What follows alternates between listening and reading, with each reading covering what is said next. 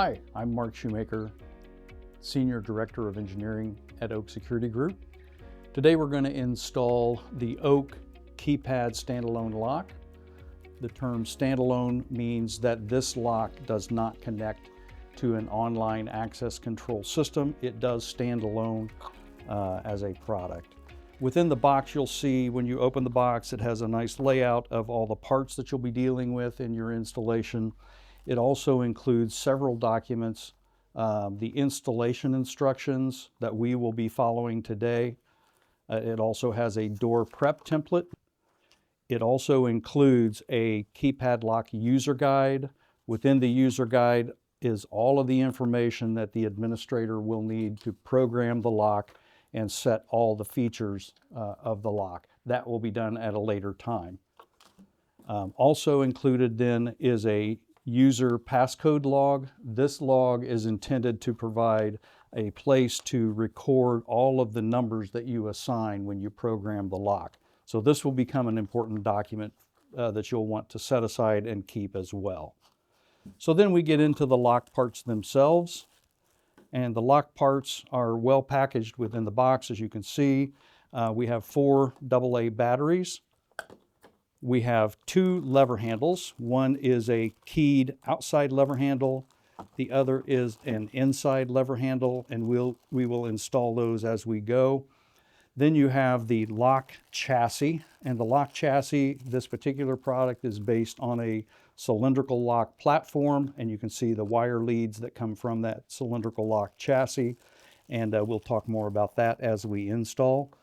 Under the middle section here, the inside trim components include the battery door cover, which is separately wrapped, and the plate, the mounting plate. And then under this package are several parts. We have the door marking guide. This marking guide is used to locate the little notch that is necessary to clear the door for the bump out on the chassis that the wires extend from. And then this is the throw member that goes into the back of the core. Very important not to lose that.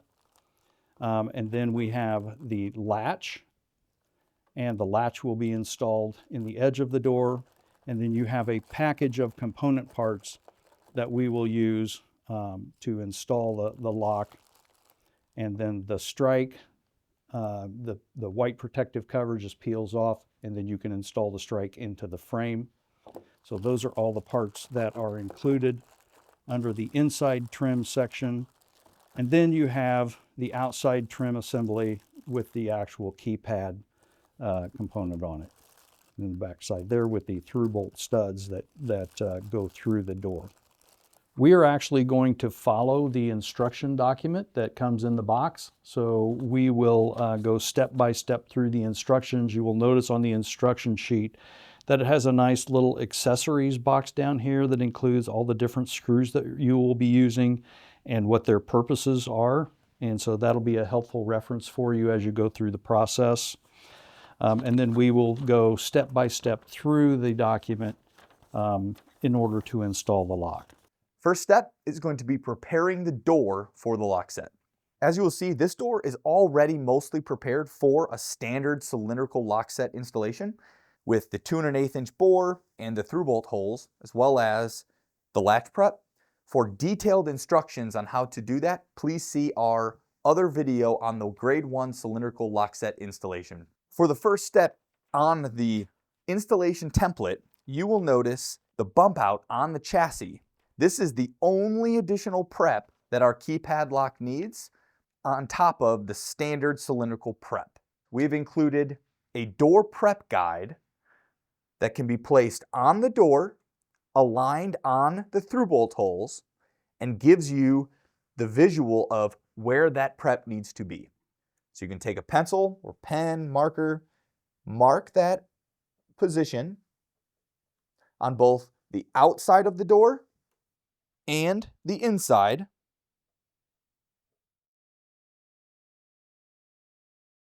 To remove the material from the door, our recommendation is very dependent on the type of door you have, whether it is a wood door, composite door, a metal door, is going to change the tools that we might recommend to use that.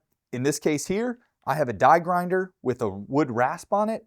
I tend to use this for both wood and metal doors. Some other options you might have might be just a standard drill with the same type of rasp. I do find the tapered bits tend to work better on metal doors than on wood, just because there's a clearance in the center. You might even find luck with a router, just being able to follow that outline on the inside there to hog out that material. Again, this is not something that needs to be super precise. The trim of the lock will easily cover all of that material, so you do not need to be super precise in making this hole. We're just clearing enough space for the chassis to clear the bore. So in my case here, I'm going to use the die grinder and pull out that material along our marking.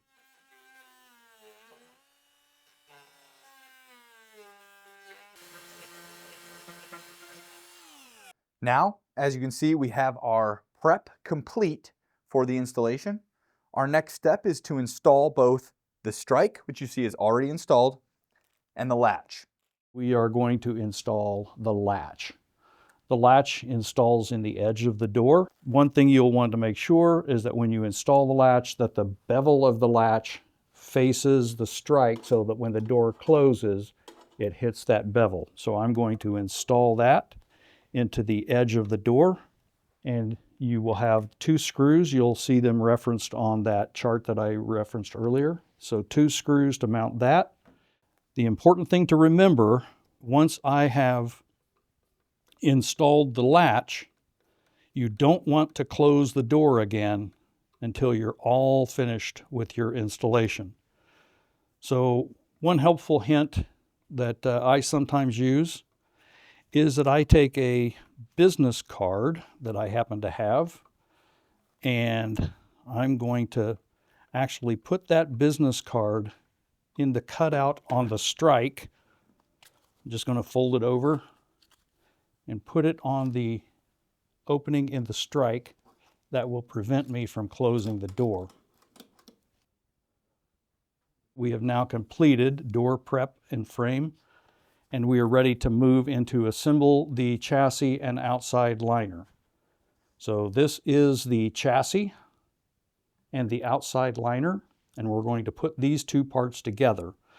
So the chassis has an inside side, it's the one with the larger connector, and an outside side with the smaller connector that connects to the outside trim. Also, the wire on top of the chassis, for this handing, we have a left-hand door. We're standing on the outside. The hinges are on the left. It's a left-hand door. So on the left-hand door, the tape, you can just move the tape, move it to the other side if you need to, but you need to assure that the wire on the chassis is on the top side of the chassis.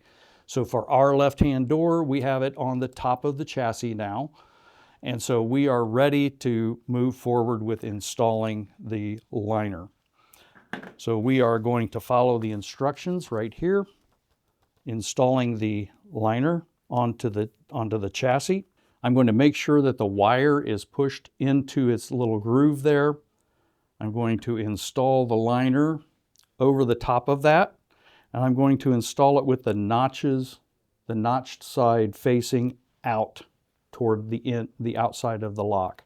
And I'm going to thread it onto the chassis.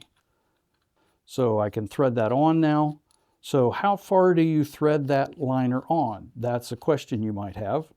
And what we're going to do with all cylindrical lock chassis, you always want the latch opening on the center of the door thickness. So it's important that we thread that liner on far enough that we can center the chassis on the opening. On the chassis, there's an indentation here that says door center and a little arrow. And so when I thread that on, what I'm going to do is I'm going to hold that right to the edge there, and I'm going to make sure that that arrow points right to those screws, because that is the center of my door thickness. So I want to make sure that that arrow points right to those screws, and I know that my chassis is centered. And so I have that centered, and I also want to make sure that these notches in the liner are up and down, because that's where the through bolt studs will come through. So it's important to have those properly oriented. So once I have that done, I am now ready to move to the next step. And we are now on step 3, installing the outside trim. I am going to pull the wire through to give me as much room to attach that to the keypad as possible. And then I'm going to, using my outside trim assembly, I'm going to place that through here, and I'm going to connect the connectors here. They're designed so that you can't connect them if you've got it positioned incorrectly, but you need to pay close attention to that. So now I have the wires connected, and I'm ready to insert the chassis into the housing. And I'm going to tuck this connector inside the trim so that it doesn't pinch any wires as I assemble the lock onto the door. So I am now pushing that connector into the little cavity there, like so. And then I'm going to pull this wire back so that it takes the slack out of it. There we go. So that I can make sure that I don't pinch any wires when I install it on the door, and making sure that the wire is in its little space there. So now I have that positioned properly, and it's ready to install on the door. We are going to put the chassis through the opening on the door and align the studs, top and bottom, with the holes on the door. And we're going to align the chassis and the latch as it's shown in this little inset on the instruction sheet there. We're going to feed the wire through, and during this process you want to make sure that you don't pinch the wires so that you don't damage the lock. We're going to insert the chassis so that the retractor side engages with the back of the latch like it's shown in the illustration in the instructions. And then we're going to install the chassis into the door and make sure that the wires are in the recessed area on the inside side. Turn the page on the instruction sheet, and we are going to install the inside trim and circuit board. So the first thing we're going to do is we're going to actually remove the main board assembly, and it just snaps off the main board assembly and the liner. We're going to place the liner over the wire and over the hub, and we're going to make sure that the wire is in the little recess and that the plate fits snug against the door. Once we have that in place, the next step is to install the nut, and the inside nut will go over the wire and over the hub as well, and making sure that that wire is in that little recessed area so that we don't pinch that wire. And we're going to thread that nut onto the hub. And we want to thread that nut until it's snug against the plate. And then once it is snug against the plate, we're going to use the spanner wrench, and we're going to align one of the sets of notches on that nut with the holes for the through bolts.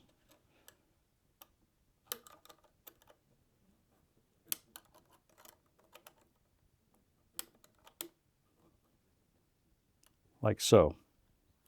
So now you can see that the notch on the nut is aligned with the hole for the through bolts, and we are ready for the next step, which is then installing the fire cap. The fire cap is this small piece with the 2 tabs on it, and you see the flat on that cap. We want to align that flat with the spot on the hub. thread the wire through there and align that. And then that should go right down into those notches. And then we're ready to tighten the through bolts. And you're going to put one in the top and one in the bottom. And it will go all the way through to the studs on the outside trim.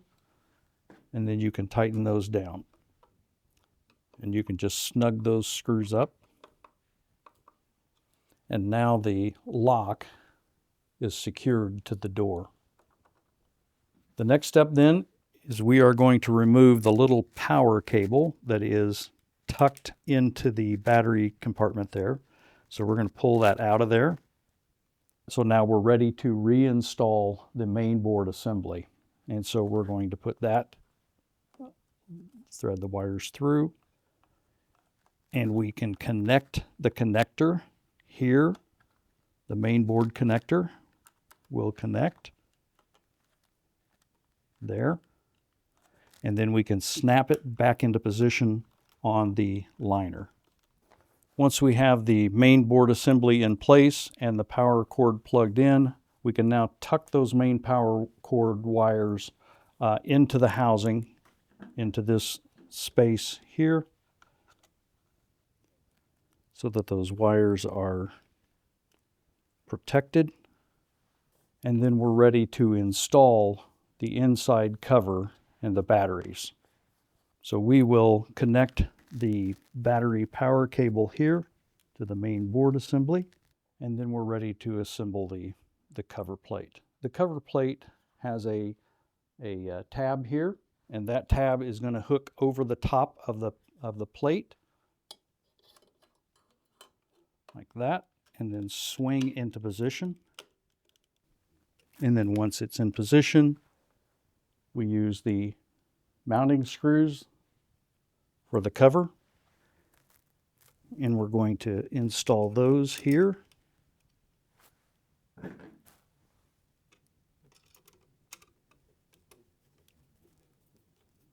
So now we have the inside cover and ready to install the batteries. We will install 4 AA batteries with the polarity as shown here, minus, plus, minus, plus. And once I install these batteries, you should hear the motor run, the lights flash, and the lock will go into the unlocked mode.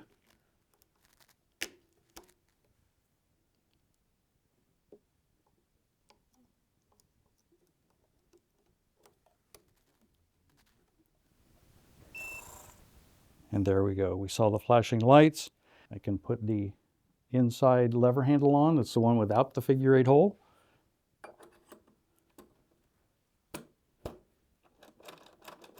And that's good. If you need to remove that inside lever for any reason, there is a little tool included in the kit.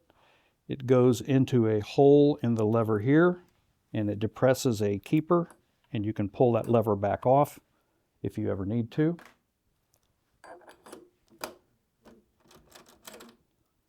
And then we're ready to install the keyed lever on the outside. And the lock, when it's first installed, will go into unlock mode, and it will stay in unlock mode until you do the programming steps. And so that will be following the programmer guide, and we'll use the programming guide then to set the administrator code. Once you set an administrator code, then you can activate all the different features in the lock and start putting in user codes. And that will be our next step. So now that we have the batteries installed, the lever installed, we're going to put the battery cover on. The battery cover is installed with this little screw here. And we're going to slide that door into position.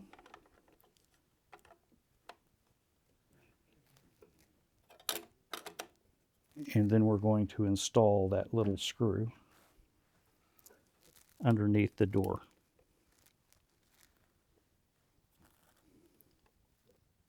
And we now have completed the installation and we're ready to insert a core. In this case, we are installing the new OAKPLUS core. In this particular lock, we are going to insert the throw member that comes in the box. Put the two little prongs in the holes in the back of the core, and it is a tight fit, so you have to force it in like that. Once the throw member is in, then you can use the control key and insert the core, and your installation is complete, and you have a key bypass should you need it. Once I've got to this point, now I can take the business cart out of the strike, the door closes, and we're ready to start the programming of the lock.